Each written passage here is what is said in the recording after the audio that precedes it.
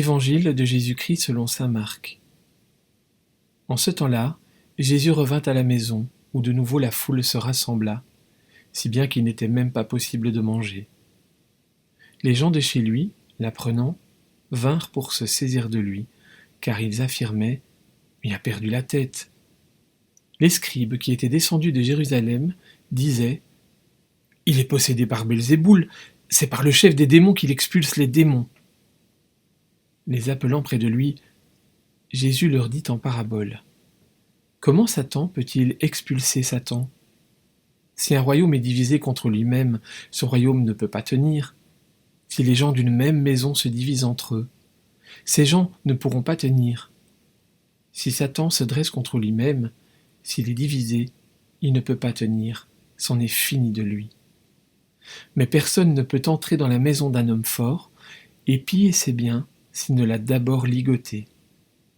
Alors seulement il pillera sa maison. Amen, je vous le dis, tout sera pardonné aux enfants des hommes, leurs péchés et les blasphèmes qu'ils auront proférés. Mais si quelqu'un blasphème contre l'Esprit Saint, il n'aura jamais de pardon. Il est coupable d'un péché pour toujours. Jésus parla ainsi parce qu'ils avaient dit « Il est possédé par un esprit impur ». Alors arrivent sa mère et ses frères. Restant au dehors, ils le font appeler. Une foule était assise autour de lui, et on lui dit « Voici que ta mère et tes frères sont là dehors, ils te cherchent. » Mais il leur répond « Qui est ma mère ? Qui sont mes frères ?» En parcourant du regard ceux qui étaient assis en cercle autour de lui, il dit « Voici ma mère et mes frères, celui qui fait la volonté de Dieu. Celui-là est pour moi un frère, une sœur, une mère. »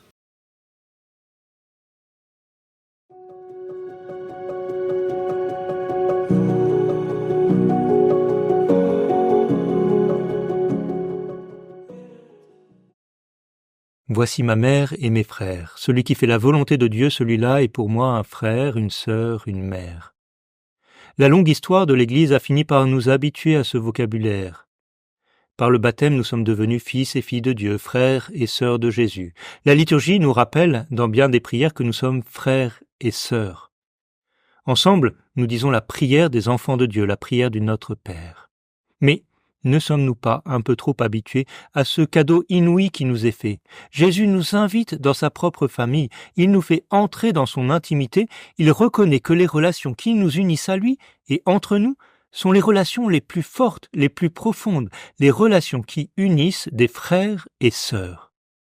Nous pourrions aujourd'hui reprendre conscience de ce grand don et être attentifs à soigner la qualité de nos relations fraternelles.